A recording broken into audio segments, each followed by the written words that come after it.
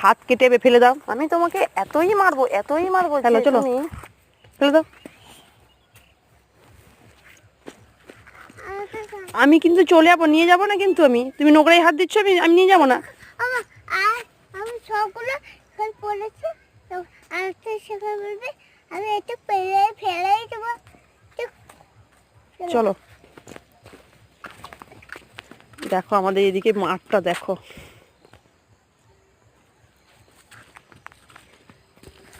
আমরা এখন মাঠে যাচ্ছি। আরো একটা কি হয়ে গেছে বাবাই, কি হয়েছে? হ্যাঁ ওই শামুক থাক, তুমি চলো। মাঠে যাও মানে, মাঠে আসা মানেই শুধু শামুকের চিন্তা এর। হ্যাঁ চলো।